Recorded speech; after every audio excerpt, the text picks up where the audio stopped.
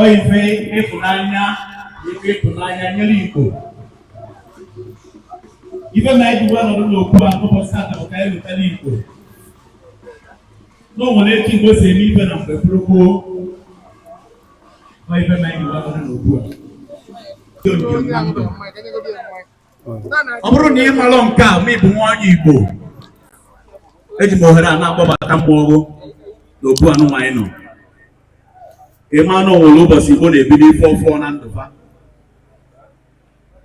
Ọtụtụ ndị mmadụ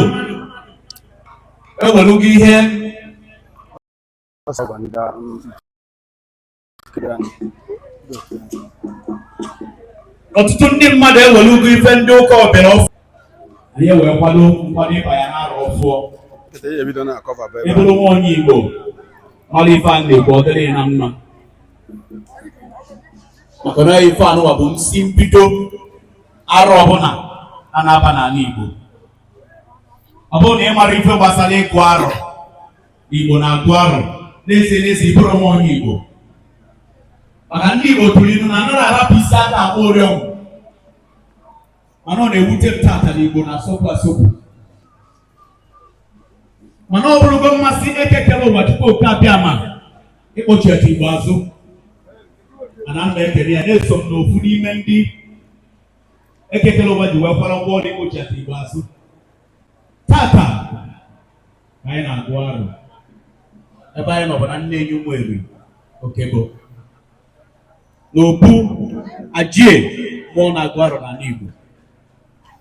Eji m ohere a wee na-anabata ụmụnne m niile ndị si oru, ndị si Igbo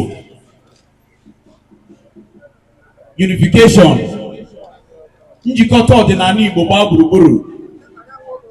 O nwere ndị ọcha were gecha na sardine wee disivụo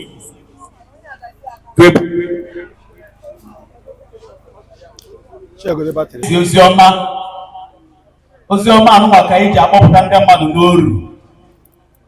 Maka na ị ga-akụrụ ndị Igbo karịrị nke fara afụ anya.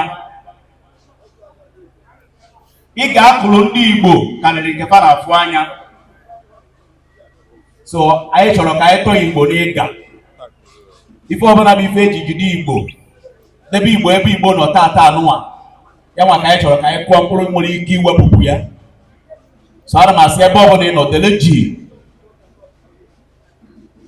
ka anyị tụlee ma hazie. Eji m ohere anụnwa wee na-akpọbata ezi nwanne m nwoke onye nkụzi ọdịnala doro anya. Ana m asị ka ọ na-abata bịa gbazie ma haziere anyị n'ọya bọọdụ mmanyere Igbo.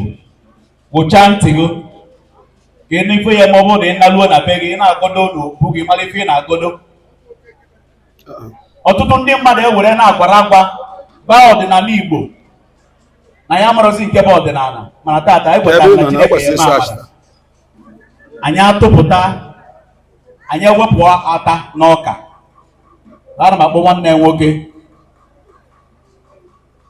aka ji ọfọ ndị ichie Biwise, onye ego, onye nkụzi ihe ọdịnala na-adị mma na-arụ. Biko nụ, ọ nkụzi ka anyị chọrọ ime ugbu a. A sị gị were ntị nye ihe ọbụla anyị ekwu n'ebe anụnwa ọmaka melụ n'Igbo. Biwise.